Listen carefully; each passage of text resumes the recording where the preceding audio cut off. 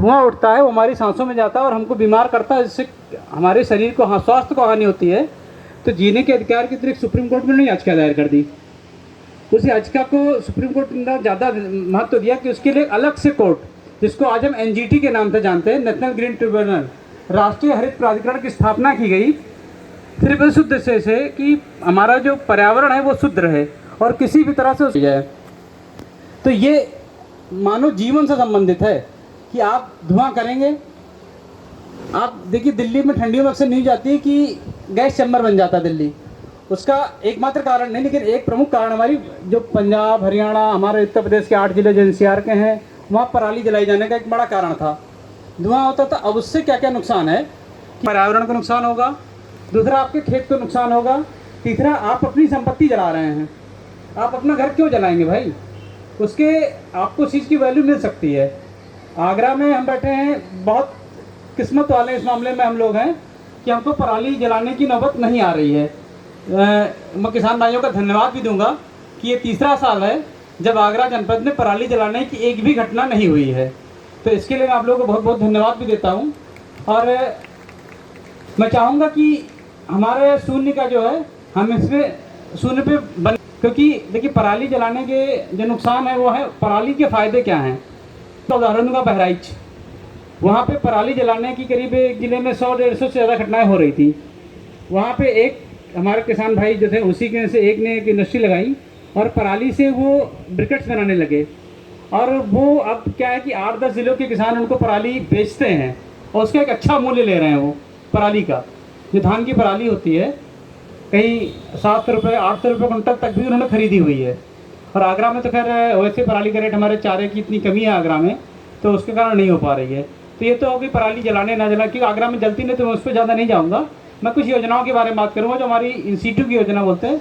Institute मतलब यथास्थान, फसल अवशेष प्रबंधन इंस्टीट्यूट मैनेजमेंट है। तो इंस्टीट्यूट मतलब जहाँ पे पराली हो रही है वहीं इसका समाधान किया जाए। अगर मान लीजिए आपके खेत में पराली है और आपके पास समय नहीं है उसके मैनेजमेंट का, तो 2-3 उपाय हैं सरकार ने सुझाए हैं। एक तो आप पराली गौशाला को दान कर सकते हैं। उसके लिए ग्राम विकास विभाग आपकी पराली अपने खर्चे पर वहाँ से उठा के ले जाएगा और बदले में आप वहाँ से खाद दे सकते हैं। पराली दो खाद लो की स्कीम हमारी विभाग की चला रहा है, जिसमें आपका कोई वित्तीय भार नहीं, बल्कि आपको अगर पराली के बदले फ्री में खाद दी जाएगी, पहली। दूसरा, हम डिकम्पोजर भी दे रहे हैं। डिकम्पोजर क्या करता है कि अगर आपके खेत में कोई भी फसल का अवशेष है, किसी भी सीजन में, आप उसको घोल बनाते हुए अगर खेत में छिड़काव करेंगे तो उसको सड़ा देगा और बहुत अच्छी क्वालिटी की खाद आपके खेत में तैयार हो जाती है।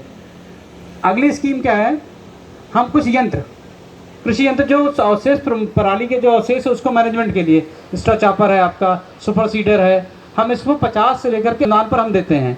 फार्म मशीनरी बैंक उसी का है, जिसमें हम आपको देखते होंगे आपके गांव पंचायतों को दिया गया है, कुछ कृषक उत्पादक संगठन को दिए गए हैं, पहले कुछ इंडिविजुअल किसानों को भी दिए जाते थे, किंतु अब केवल समितियों को, जो ग्राम पंचायत समितियाँ और बाकी बीडीसी उसके सदस्य होते हैं, कृषक उत्पादन संगठन जो हमारी कोऑपरेटिव सोसाइटीज़ हैं वो ले सकती हैं।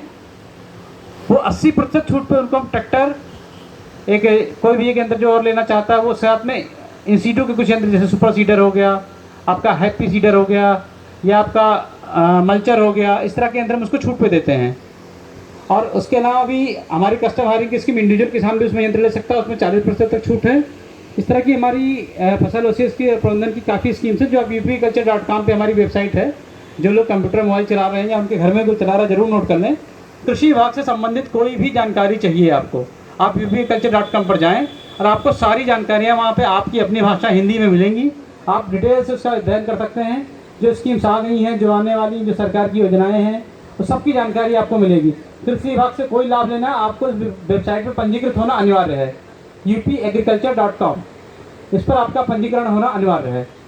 उसके अलावा कुछ कृषि विभाग की अन्य महत्वपूर्ण योजनाओं के बारे में बताना चाहता हूँ। एक पीएम किसान सम्मान निधि हमारी जो स्कीम चल रही है, जिसमें 2-2 हज़ार रुपये की 3 किस्तें आपको साल में देते हैं। उसके लिए मैं आपको अवगत कराना चाहूँगा, 3 लाख लोग उसको ले रहे हैं, उसी स्कीम का लाभ ले रहे हैं। लेकिन वर्तमान स्थिति में अगर उसमें 2-3 शर्तें जोड़ी गई हैं। एक है आपकी EKYC की शर्त है, एक आपका आधार सीडिंग की। EKYC के संबंध में बताना चाहूँगा, आगरा में 1 लाख किसानों की EKYC नहीं हुई है। संभावना पूर्ण है कि अगली किस्त उनकी नहीं। तो जिन किसानों ने EKYC नहीं कराई हो